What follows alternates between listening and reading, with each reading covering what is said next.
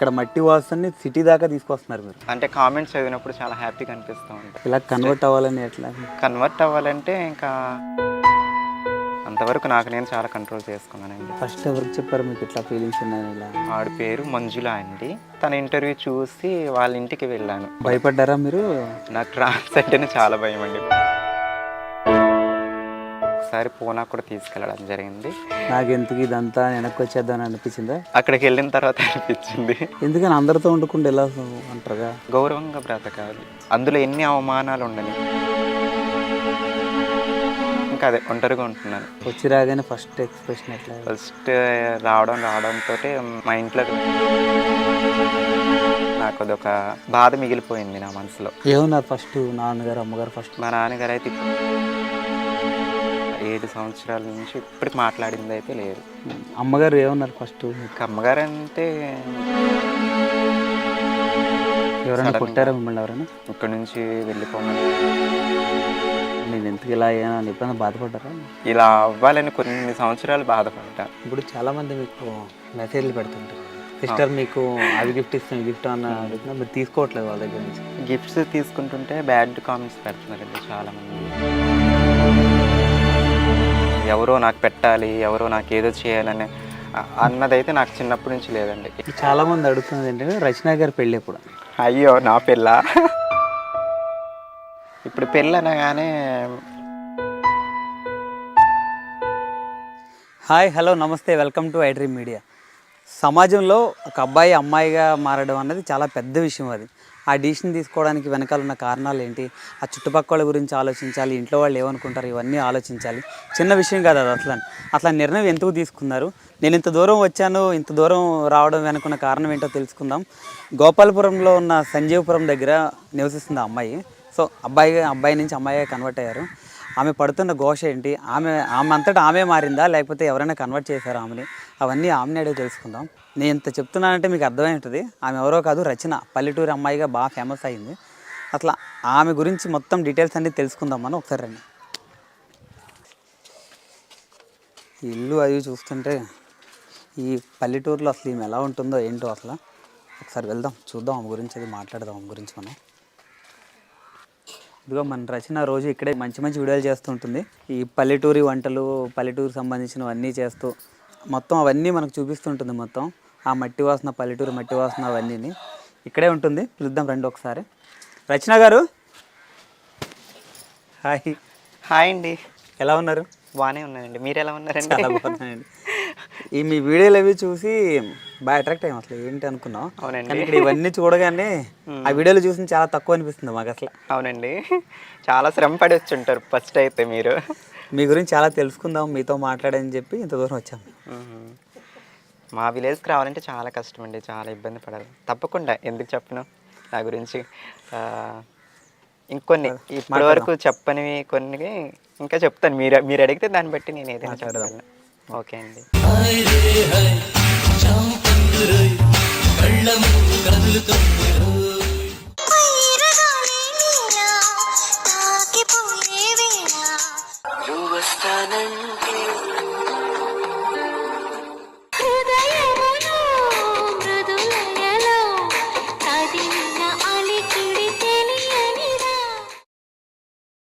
ముందుగా మీకు ఐడ్రీమ్ నుంచి నన్ను ఇంటర్వ్యూ చేయడానికి వచ్చినందుకు మీకు చాలా ధన్యవాదాలు చెప్పుకుంటున్నానండి. నేను మీరు చాలా ఇన్స్పైరింగ్ పర్సన్. చాలామంది మీకు ఇక్కడ మట్టి వాసనని సిటీ దాకా తీసుకొస్తున్నారు మీరు. అవునండి, చాలామంది అదే పెడతా ఉంటారండి. యూట్యూబ్లో కూడా కామెంట్స్ అదే పెడతా ఉంటారు. మీరు చాలామందికి ఇన్స్పిరేషను. ఈరోజు ప్రపంచానికి మొత్తం మీ ఊరి పేరు అంత దూరం వెళ్ళింది అని చాలామంది పెడతా ఉంటారండి. నాకు అంటే కామెంట్స్ చదివినప్పుడు చాలా హ్యాపీగా అనిపిస్తూ ఉంటుంది. ఏం చదువుకున్నారు? నేను డిగ్రీ కంప్లీట్ అండి.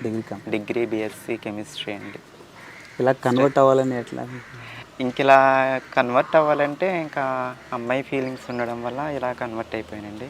ఇంక ఈ రోజుల్లో తెలియనిది ఎవరికి ఉందండి. సోషల్ మీడియాలో అంతా వినేసి ఉన్నారు ట్రాన్స్జెండర్స్ కోసం. నేను కొత్తగా చెప్పడానికి మీరు ఓన్గా తీసుకున్నదేనా లేకపోతే ఎవరైనా మిమ్మల్ని? ఇది నేను ఓన్గా తీసుకున్నదేనండి. నాకు ఓన్గా తీసుకున్నాను.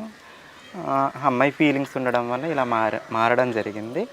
కాకపోతే కొంత ఓపిక పెట్టాను. ఓపికలో కూడా చాలా స్ట్రెస్ పడ్డాను. చాలా స్ట్రెస్ ఉంది. తెలియని మనోబాధ చాలా చాలా ఉన్నాయి. అంటే స్టడీ చదువుకోవాలి. చదువు కంప్లీట్ అయిన తర్వాత ఇలా అవ్వాలి. డిగ్రీ ఎలాగైనా డిగ్రీ అయిపోవాలి. డిగ్రీ తర్వాత ఇలా అవ్వాలని ఇంకా అనుకున్నాను. అనుకున్నట్టు డిగ్రీ అయిన తర్వాత ఇలా కన్వర్ట్ అవ్వడం జరిగింది.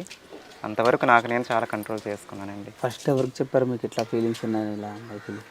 ఫస్ట్ అయితే నేను ఇక్కడ కానీ ఇంకెక్కడ కానీ ఊళ్ళో కానీ ఇంకా బయట ఫ్రెండ్స్ దగ్గర కానీ అసలు ఎవరి దగ్గర ఓపెన్ అవ్వలేదండి.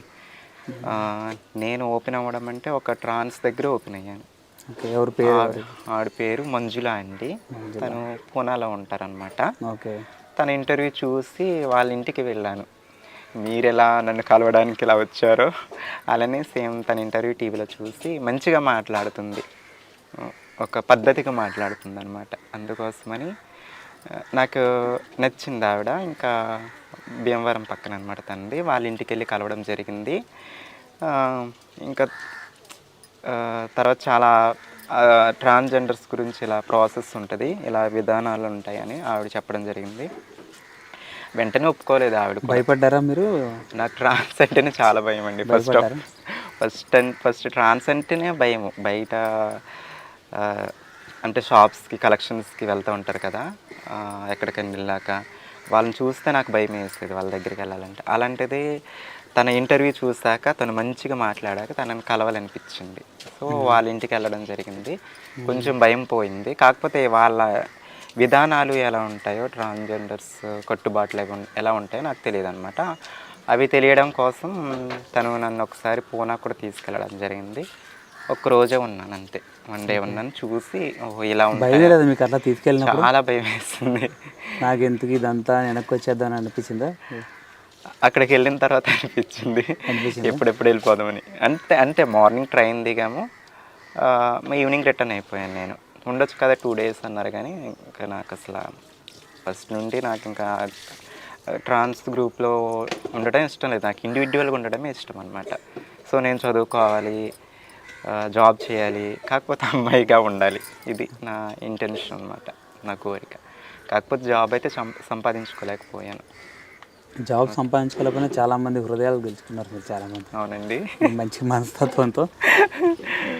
అంటే ట్రాన్స్ అంటే ఇట్లానే ఉండాలి, ఇట్లానే ఉంటారనుకుని చాలామంది అనుకుని మీ మైండ్ సెట్ని మీరు మార్చారు, ఇలా కూడా ఉండొచ్చు అని చెప్పి.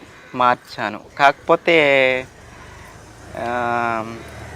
నా ఆలోచన ప్రకారం అయితే కొంతమంది ట్రాన్స్జెండర్స్కి నేను నచ్చనేమో అనిపించింది. యూట్యూబ్లో నన్ను చూస్తున్నారు, కాకపోతే నేను ఇలా ఇండివిజువల్గా బ్రతకడం కొంతమందికి నచ్చదేమో అనిపించింది. ఎందుకంటే ట్రాన్స్జెండర్స్ ఎక్కువ ఇండివిజువల్గా ఉండడానికి ఇష్టపడరు. ఎందుకంటే చాలా కష్టపడి బ్రతకాల్సి వస్తుంది. సో నాకు ఇప్పటికైనా నేను అనుకుంటూ ఉంటాను అనమాట, చాలామంది ట్రాన్స్జెండర్స్ జెలసీగా ఫీల్ అవుతూ ఉంటారేమో, ఒకవేళ నేను ఇండివిజువల్గా బ్రతకడం ఇన్స్పిరేషన్గా చెప్తున్నారు. కొంతమంది అది తీసుకోలేరేమో, ట్రాన్స్జెండర్స్ ఎక్కువ వాళ్ళ గ్రూప్లో ఉండడానికి ఇష్టపడతారు కదా, అది తీసుకోలేరేమో అని నా ఫీలింగ్, నా భావన. ఎందుకని అందరితో ఉండకుండా ఎలా రావడం ఒంటరిగా అంటే నాకు మొదటి నుంచి కూడా పల్లెటూరులో ఉండడం ఇష్టం. మొదటి నుంచి పల్లెటూరులో ఉండడం ఇష్టము. చదువుకోవాలి, జాబ్ చేయాలి, గౌరవంగా బ్రతకాలి నాది. అందులో ఎన్ని అవమానాలు ఉండని, ఎంత కష్టం ఉండదు, గౌరవంగా ఒక పుట్టినూరులోనే బ్రతకాలి, ఏదైనా జాబ్ చేస్తూ. ఇందువల్ల నేను ఒంటరిగా ఉండవలసి వచ్చింది. ఒక ఆఫ్టర్ ట్రాన్స్ సర్జరీ చేయించుకున్నా సరే ఒంటరిగా ఉండాలని నా కోరిక అనమాట. ఇంకా అదే ఒంటరిగా ఉంటున్నాను. ఫస్ట్ మీకు ఈ థాట్ వచ్చినప్పుడు ఇంట్లో వాళ్ళకి చెప్పారా? లేదండి, చెప్పలేదు. వెళ్ళి వచ్చేసిన తర్వాత అసలు ఎవరికి తెలియదు, ఇంట్లోనే కాదు ఊళ్ళో కూడా ఎవరికి తెలియదు, అసలు ఫ్రెండ్స్ కూడా ఎవరికి తెలియదు. వెళ్ళి సర్జరీ చేయించుకొని 3rd day వచ్చేసానండి. వచ్చి రాగానే ఫస్ట్ ఎక్స్ప్రెషన్ ఎట్లా? ఫస్ట్ రావడంతో మా ఇంట్లోకి వెళ్ళలేదు, మా మేనత్త గారి ఇంట్లోకి వెళ్ళాను అనమాట. పక్కనే ఇల్లే, ఇదే ఊరు పక్కన మా మేనత్త ఇల్లు, మా నాన్నగారి మా ఇల్లు పక్కనే. మా మేనత్త ఇంటికి వెళ్ళాను. వాళ్ళకి సిచ్యువేషన్ అర్థమైపోయింది. వాళ్ళకి సిచ్యువేషన్ అర్థమైపోయింది, చాలా ఏడ్చారు, బాధపడ్డారు. ఇంక చేసేది ఏమీ లేదు. కాకపోతే చాలా పేరెంట్స్ని అయితే, తల్లిదండ్రులను అయితే చాలా ఏడిపించాను. నాకు అదొక నా బాధ మిగిలిపోయింది నా మనసులో. ఏమన్నారు ఫస్ట్ నాన్నగారు అమ్మగారు ఫస్ట్ చూడగానే ఏమన్నారు ఇట్లా? చూడగానంటే మా నాన్నగారు అయితే ఇప్పటివరకు చూడలేదండి. నా ఫేస్ అయితే చూడలేదు మా నాన్నగారు ఇప్పటివరకు. అంటే అనుకోకుండా ఎదురుపడిన సందర్భాలు ఉన్నాయి. కాకపోతే నేను అనుకున్నారో ఇంకెవరన్నా అనుకున్నారో నాకైతే తెలియదు. కావాలని అయితే మా నాన్నగారి ముందుకి ఇప్పటివరకు వెళ్ళలేదు. సర్జరీ అయిన తర్వాత నుంచి ఇది 7వ సంవత్సరం జరుగుతుంది నాకు సర్జరీ జరిగి. ఇప్పటివరకు ఇంకా మరి మా నాన్నగారికి తెలుసో తెలియదో నాకైతే తెలియదు. అనుకోకుండా అయితే ఎదురుపడ్డాము. మాట్లాడింది అయితే లేదు మా నాన్నగారితో. మా నాన్నగారు నేను 7 సంవత్సరాల నుంచి ఇప్పటికి మాట్లాడింది అయితే లేదు. మా అమ్మగారే మాట్లాడతారండి. ఏమన్నారు ఫస్ట్? ఎందుకు ఇలా చేస్తావు అసలు? నేను చాలా అవును చేశారు, అడిగారు, ఏడ్చారు. మాటల్లో నేనైతే చెప్పలేనండి. చాలా అంటే చాలా బాధపడ్డారు. అమ్మగారు ఏమన్నారు ఫస్ట్ ఇట్లా? ఇంకా అమ్మగారు అంటే ఇంకేం లేదు, ఏడిపే. అసలు ఇంకేం అనడం లేదు కానీ ఏడ్చేశారు, బాగా ఏడ్చేశారు అమ్మగారు. తర్వాత వాళ్ళు అలవాటు అవ్వడానికి, అందరూ అర్థం చేసుకోవడానికి చాలా సంవత్సరాలు పట్టింది. ఊర్లో వాళ్ళు ఏమన్నా అన్నారా ఇక్కడ ఉంటా అంటే? కొంతమంది ఏమన్నా వద్దు అలా అన్నారా? లేకపోతే అలా ఏమీ లేదండి. ఊళ్ళో ఏమనలేదు, ఊర్లో వాళ్ళు ఏమనలేదు. ఇలా జరగడం ఇక్కడ ఇది మొదటిసారి అండి మా ఏరియాలో. ఇంకా నేనే వస్తాను. ఇంక ఊళ్ళో వాళ్ళు కూడా ఇంకేం అనలేదు. అందరు బాధపడ్డారు, చాలా బాధపడ్డారు. ఎవరైనా కొట్టారా మిమ్మల్ని? ఎవరైనా? ఎవరు ఎక్కడండి ఊళ్ళో? లేదండి, ఎవరు కొట్టడం జరగలేదు. అర్థం చేసుకున్నారు అందరూ? అందరూ బాగానే అర్థం చేసుకున్నారు. అందులో హ్యాపీగా ఫీల్ అవుతాను. ఇక్కడ నుంచి వెళ్ళిపోమని చెప్పలేదు, ఉండమని చెప్పలేదు, అసలు ఏం చెప్పలేదు. కాకపోతే బాధపడ్డారు అంతే. ఊరి జనాలు కూడా బాధపడ్డారు నన్ను అంతే. నెక్స్ట్ మీ చెల్లి అక్క అండి, అక్క ఏమన్నారు? అక్క అడిగారు, ఇలా ఎందుకు చేసావు అని అడిగారు. ఇంకెందుకు చేస్తాము, ఇంకెలా ఫీలింగ్స్ ఉండబెట్టి ఇలా చేశానని అక్కతో అయితే చెప్పాను. చిన్నప్పటి నుంచి మీకు అట్లా ఉన్నాయి ఫీలింగ్స్? చిన్నప్పుడు అంటే 13, 14 సంవత్సరాలు ఒక ఏజ్ వచ్చాక కొంచెం తెలుస్తాయి అన్నమాట మనకి. ఇంకా తెలిసినా సరే కంట్రోల్ చేసుకుంటూ కొంతమంది కంట్రోల్ చేసుకోలేక ఇంక ఇంటిని వదిలి వెళ్ళిపోవడం జరుగుతూ ఉంటుంది. ఇంక ఇలా స్టడీ డిస్కంటిన్యూ చేయడం జరుగుతూ ఉంటుంది. కాకపోతే నేను అది తప్పని చెప్తాను, స్టడీ డిస్కంటిన్యూ చేయడం.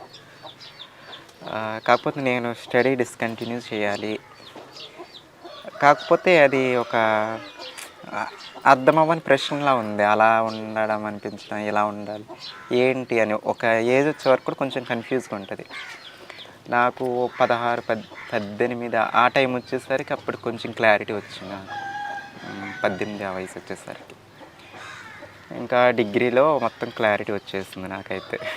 ఇంక నేను ఇలా ఉండలేను, అబ్బాయిగా ఉండలేను అని క్లారిటీ వచ్చేసి ఎలా అయినా అమ్మాయిగా మారిపోవాలి ఇంకా నేను చెప్పేసి ఇంకా అలా అయిపోవడం జరిగిందండి. ఇప్పటి వరకు ఎప్పుడైనా ఒక్కసారైనా సరే ఎందుకు ఇలా సర్జరీ చేయించుకున్నా, నేను ఎందుకు ఇలా అయ్యాను అని ఎప్పుడైనా బాధపడ్డారా? లేదండి, ఎందుకంటే ఇలా అవ్వాలని కొన్ని సంవత్సరాలు బాధపడ్డాను. కాకపోతే మనకు నచ్చిన లైఫ్ జీవించడానికి ఎంత కష్టమైనా భరించాలి. కష్టాలు ఉన్నాయి, కాదని చెప్పను. కష్టాలు వచ్చినాయి, బాధలు వచ్చినాయి. ఇలా మారిన తర్వాత చాలా వచ్చినాయి. అలా ముందున్న దానికంటే తర్వాత చాలా ఎదుర్కోవాల్సి వచ్చింది. కాకపోతే ఇలా అవ్వాలని కొన్ని సంవత్సరాల నుంచి కోరిక కాబట్టి అందులోనే సంతోషాన్ని వెతుక్కున్నాను అంతే. ఛానల్ పెట్టాలని మీకు ఛానల్ ఇప్పుడు ఇలా ఉన్నారు కదా మీరు, యూట్యూబ్ ఛానల్ పెట్టాలని ఎట్లా అనిపించింది? యూట్యూబ్ ఛానల్ అంటే ఎవరైనా ఐడియా ఇచ్చారా మీకు? మీరే ఇచ్చారండి. ఫస్ట్ అయితే నేను టిక్ టాక్ చేసేదాన్ని, తెలుసు కదండి. టిక్ టాక్ అంటే తెలియని వాళ్ళు ఎవరు లేరు. టిక్ టాక్ చేసేదాన్ని. ఇంకా దాని తర్వాత టిక్ టాక్ బ్యాన్ చేయడం జరిగింది. ఇంకా మానేసాను నేను. అయితే టిక్ టాక్లో తెలిసిన ఫ్రెండ్స్, అందులో ఫ్రెండ్స్ అయిన వాళ్ళు ఉంటారు కదండి టిక్ టాక్లో, వాళ్ళు యూట్యూబ్ ఛానల్స్ పెట్టడం జరిగిందంట. తర్వాత ఒక 2 సంవత్సరాల తర్వాత నాకు సజెషన్ ఇచ్చారనమాట, ఇలా యూట్యూబ్ ఛానల్ పెట్టు, నువ్వు పొలం పనికి వెళ్తుంటావు కదా, ఎందుకు అదే ఎండలోకి వెళ్ళి కష్టపడ్డాం, యూట్యూబ్ ఇవన్నీ చేస్తే అమౌంట్ వస్తాయని చెప్పారు. నాకు సరిగ్గా తెలియదు యూట్యూబ్లో అమౌంట్ వస్తుందని కూడా నాకు తెలియదు అప్పటి వరకు. అయితే యూట్యూబ్లో అమౌంట్ వస్తాయా నాకు తెలియదు అని చెప్పేసి, నువ్వు న్యాచురల్గా చూపించేదాను కదా టిక్టాక్లో పొలం వెళ్ళినట్టు, పొలం పనికి వెళ్ళినట్టు ఇవన్నీ చూపించేదాను కదా, అయ్యే చూపించమని సజెస్ట్ చేశారండి. సజెస్ట్ చేయడం వల్ల ఇంకా యూట్యూబ్ స్టార్ట్ చేయడం జరిగింది. నాకు తెలియదు ఎలా స్టార్ట్ చేయాలో, ఏం చేయాలన్నది కూడా నాకు తెలియదు. అంతా వాళ్ళే చెప్పారండి, ఎలా చేయాలన్నది, ఏంటి చేయాలన్నది వాళ్ళు సజెస్ట్ చేస్తారు. వాళ్ళ సజెషన్ ప్రకారం ఇంకా చేసుకుంటూ వెళ్ళిపోయానండి, అంతే. ఇందులో ఎవరు సపోర్ట్ చేస్తారు మీకు? మీరు వీడియోలు అవి తీయడం అవి ఇందులో ఎవరు సపోర్ట్ అయితే చేస్తారు? సపోర్ట్ చేసిన వాళ్ళంటే పర్టికులర్గా అయితే ఎవరు లేరండి. కాకపోతే నాకు నా వీడియోస్లో స్కూటీ అక్క, మిషన్ అక్క అని ఉంటారు. ఇంకా తననే చెప్పుకుంటాను నేను, ఇంకా తనే. ఎందుకంటే ఇంకా తన చేతికి మొబైల్ ఇవ్వడం, నేను వెళ్ళి అక్కడ పొజిషన్లో నించోవడం, ఇలా తీ అని చెప్పి తనకి. తన ఏంటంటే అన్ఎడ్యుకేటెడ్ పర్సన్ అనమాట. మామూలుగా ఫోన్ తీయడం, ఇలా వీడియో తీయడం తెలుసు. కాకపోతే తెలిసిన వాళ్ళైతే ఇంకా బాగా చేస్తారు కదండి. అయినప్పటికీ తన వచ్చినట్టు హెల్ప్ చేస్తారు. అందుకు నేను వాళ్ళు రియాక్షన్ ఏంటండి? మీరు ఇట్లా అవ్వడం వల్ల వాళ్ళు ఏమైనా బాధపడ్డారు మీకు? ఎందుకురా ఇట్లా చేస్తావు, ఎందుకు ఇట్లా చేస్తావు అని? ఎవరండి తను హెల్ప్ స్కూటీ చేసి? అక్క, మిషన్ అక్క? లేదండి, తను ఎప్పుడూ బాధపడలేదు. నాకు ఎప్పుడు సంతోషంగానే హెల్ప్ చేస్తుంది. ఇప్పటికి కూడా అదే ఫీలింగ్తో ఉంటాం మేము. ఎప్పుడైనా హ్యాపీగానే ఉంటాం. ఉన్నా లేకపోయినా సరే హ్యాపీగానే ఉంటాం. యూట్యూబ్లో వచ్చిన తర్వాత తను హ్యాపీగా ఫీల్ అయింది. యూట్యూబ్లో ఇలా సక్సెస్ అయ్యాను, పేమెంట్ వచ్చింది అన్నప్పుడు తను ఇంకా హ్యాపీగా ఫీల్ అయింది అనమాట. కాకపోతే ఎప్పుడు నా నుండి ఏమైతే ఆవిడ ఆశించలేదు. అప్పుడు ఆశించలేదు, ఇప్పుడు ఆశించలేదు. ఏమి ఆశించకుండా, ఏ స్వార్థం లేకుండా నాతో స్నేహం చేసిన మనసు అంటే ఆవిడేనండి, స్కూటీ అక్క. మీకు హెయిర్ విషయంలో సర్జరీ చేయించుకున్న తర్వాత హెయిర్ అండి, ఇప్పుడు తప్పుగా అనుకోవద్దు, నేను తప్పుగాను, మీరు కూడా హెయిర్ కట్ చేయించుకోకుండా వదిలేయండి. ఎంత పొడవుగా వచ్చేస్తాయి, అందులో ఏముందండి. ఇంకంత కట్ చేయించుకోకుండా అలా ఉండిపోయాను, ఇంకా అలా వచ్చేస్తుంది. అంటే సర్జరీకి ఒక 1.5 year ముందు నుంచి కట్ చేయించుకోకుండా ఉన్నాను. నా సర్జరీ అయ్యే టైంకి ఈ భుజాల వరకు ఉండిందనమాట. ఇంకా దాన్ని అలా కంటిన్యూ చేసుకుంటూ వెళ్ళిపోయాను. ఇంకా సర్జరీ అయిపోయింది, ఇంకా కట్ చేయించుకోమని కూడా చెప్పారు ఇంట్లో వాళ్ళు, మర్చిపోయాను చెప్పడం. తర్వాత కట్ చేయించుకో హెయిర్ ఇదేదే అన్నారు సర్జరీ అయిన తర్వాత, కానీ నేను వినలేదన్నమాట. ఇంకా అలా కంటిన్యూ అయిపోయింది. ఇంక వాళ్ళు కూడా అర్థం చేసుకోవడం జరిగింది, ఊరి వాళ్ళు కూడా అర్థం చేసుకోవడం జరిగింది. ఇంకా అలా అయిపోయింది. హెయిర్ గురించి చాలామంది అడుగుతుంటారు, ఒరిజినలా లేకపోతే ఇంకేంటా అని. నాది ఒరిజినలేనండి. అందులో అడిగే వాళ్ళు తెలియదు, కానీ దగ్గర నుంచి చూస్తున్నాను కదా, నాకు ఒరిజినల్ అని నాకు తెలుస్తుంది. అవునండి. స్ట్రైట్లింగ్ అని కూడా అడుగుతారు, అంటే నునుపుగా చేయించారని కూడా. లేదండి, చిన్నప్పటి నుంచి కూడా సిల్కీ హెయిర్, అంటే వారసత్వంగా వచ్చింది అనమాట. మీకు డౌట్ ఉంటే మా ఊళ్ళో వాళ్ళని అడగండి, గురించి డౌట్ ఏం లేదు. ఇప్పుడు ఈ రెవెన్యూ అంటే ఇంకా యూట్యూబ్లో నేను సక్సెస్ సాధించడానికి సంవత్సరం పట్టిందండి. ఖచ్చితంగా 1 సంవత్సరం పట్టింది నేను అమౌంట్ తీసుకోవడానికి, యూట్యూబ్ అమౌంట్. ఇంకా నా ఖర్చులకు సరిపడా ఏదో వస్తుందండి. నా ఖర్చులకు సరిపడా ఈ పల్లెటూరులో నేను బ్రతకగలిగేటట్టు నాకైతే వస్తుంది, ఇంకంతే. ఇప్పుడు మీకు చాలామంది మెసేజ్ చేస్తుంటారు, నేను నీకు అవి కొని. కాకపోతే నాకు లక్షలు వస్తాయని బయట టాక్, పల్లెటూరు అమ్మాయికి లక్షలు వస్తున్నాయని. అదేమీ లేదండి, అదైతే కాదు. నాది అంత పెద్ద ఛానల్ కూడా కాదు, మీకు తెలుసు. కాకపోతే ఏవో నా ఖర్చులకు తగ్గట్టు, నాకు ఉన్న అప్పులు లేవని చెప్పను. ఇంకా కొంత అమౌంట్ అయితే అప్పులకే సరిపోయింది నా స్టార్టింగ్లో యూట్యూబ్ నుంచి వచ్చిన రెవెన్యూ. అంటే నేను ఎక్కువ ఈ అమ్మాయికి మారే ప్రాసెస్లోనే అప్పులు చేయవలసి వచ్చింది. అప్పులు కూడా ఎందుకంటే అవి తీర్చడానికి కొంచెం యూట్యూబ్లో సక్సెస్ అయిన తర్వాత మొత్తం క్లియర్ చేయడం, మొత్తం క్లియర్ చేసేసానండి, మొత్తం క్లియర్ చేసేసాను.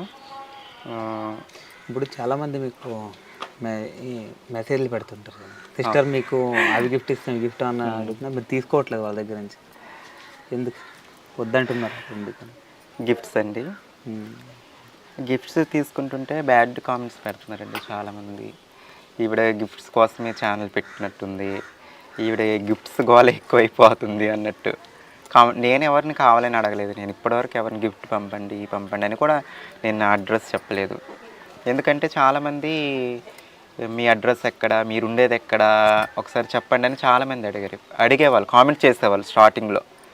అసలు ఆ ఒక వీడియోకి వచ్చి అయ్యే ఒక దగ్గర 50-60 కామెంట్లు ఉండేవి, మీ ఊరు ఎక్కడండి, మీది ఎక్కడండి అని. ఇప్పుడు నేను ఊరి పేరు చెప్తాను, మాది సంజీవపురం అని చెప్తాను. తర్వాత మళ్ళీ ఏం చేస్తారండి, మీ ఏ మండలం అండి, ఏ డిస్టిక్, ఇవన్నీ అడుగుతారు కదా. మళ్ళీ ఎందుకు మళ్ళీ వాళ్ళు అడగడం అని ఒకేసారి ఒక వీడియోలో నా అడ్రస్ మొత్తం చెప్పేశానండి, ఇది ఇది ఇది అని. అప్పటి నుంచి సడన్గా ఒకరోజు గిఫ్ట్స్ వచ్చినాయండి నాకు. వచ్చేసరికి నేను షాక్ అయ్యాను, ఏంటి నాకు గిఫ్ట్స్ రావడం ఏంటి, ఈ అమెజాన్ వీటిలో వచ్చినాయి అని చెప్పేసరికి తీసుకునేసరికి యూట్యూబ్ నుంచి అంటండి, వాళ్ళ దగ్గర నెంబర్ ఉంటుందంట, వాళ్ళు ఫోన్ చేసి మాట్లాడారనమాట, ఇలా యూట్యూబ్ నుంచి మీ సబ్స్క్రైబర్స్ అంట పంపారు అని. ఇంకా తర్వాత గిఫ్ట్స్ తీసుకోవడం జరిగింది, వాళ్ళ నెంబర్స్ తీసుకోవడం జరిగింది. స్టార్టింగ్లో అలా అయ్యింది.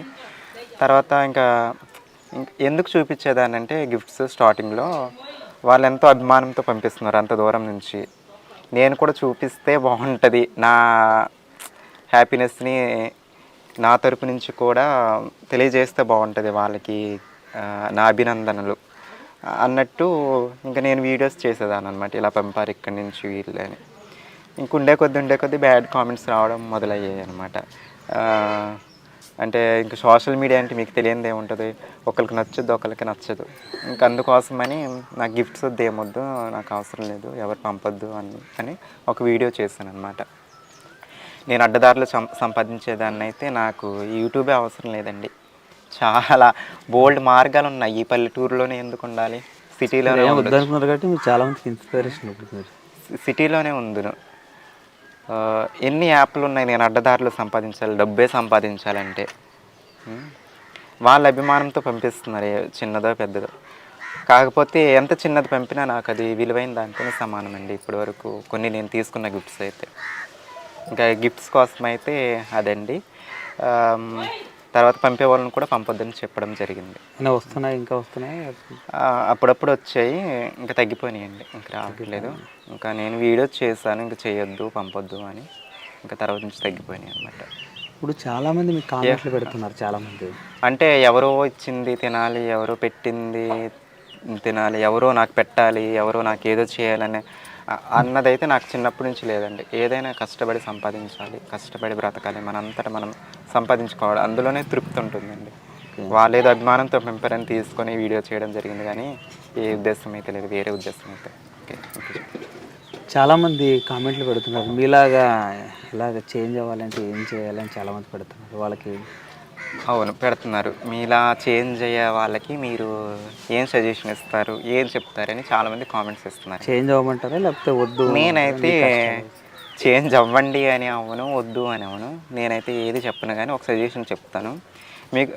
నాలా చేంజ్ అయ్యే వాళ్ళు ఉంటే, గట్టిగా కోరిక ఉంటే మాత్రం ఇలా అవ్వాలని అవ్వండి.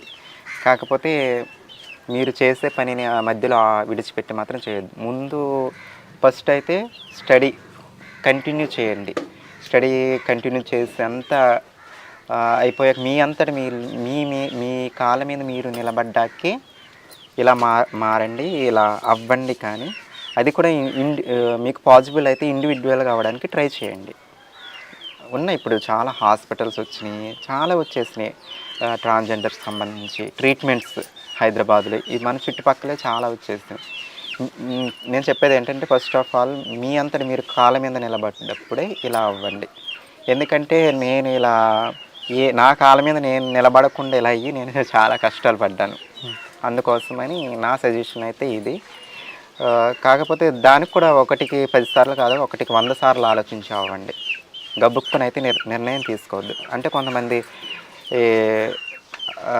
అలా ఫీలింగ్స్ ఉంటాయి, అబ్బాయిగా ఉండాలని కూడా అనుకుంటారు, అబ్బాయిగా ఉండాలి, ఆ అమ్మాయి ఫీలింగ్స్ కూడా ఉన్న వాళ్ళు చాలామంది ఉంటారు. అందుకని గబుక్కుని ఏ నిర్ణయం తీసుకోవద్దు, ఒకటికి 100 సార్లు ఆలోచించి ఇలా అవ్వండి. ఫస్ట్ అయితే మీ కాళ్ళ మీద మీరు నిలబడండి, అప్పుడు ఏ నిర్ణయం ఏ డిసిషన్ తీసుకోవాలో మీకు అర్థమైపోద్ది, మీకు క్లారిటీ వస్తుంది.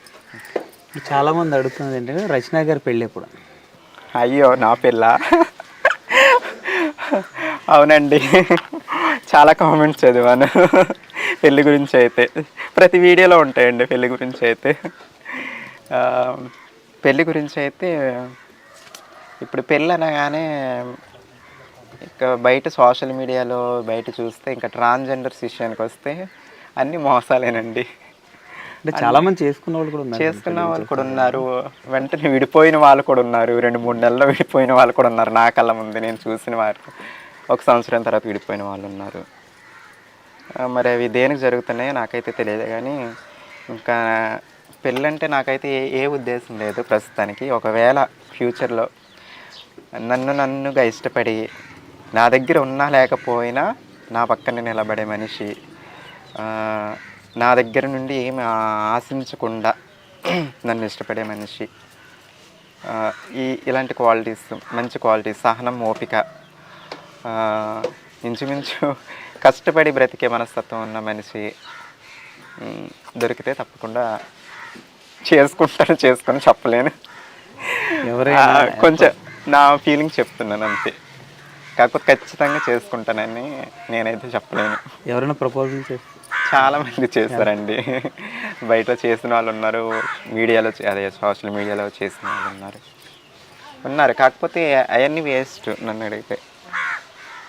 అసలు ట్రాన్స్జెండర్స్కి ఒక భర్తనే వాడే వేస్ట్ అని అనుకుంటాను నేనైతే. అలా అనిపిస్తుంది. మళ్ళీ ఒకసారి తోడు కావాలి కూడా అనిపిస్తుంటుంది.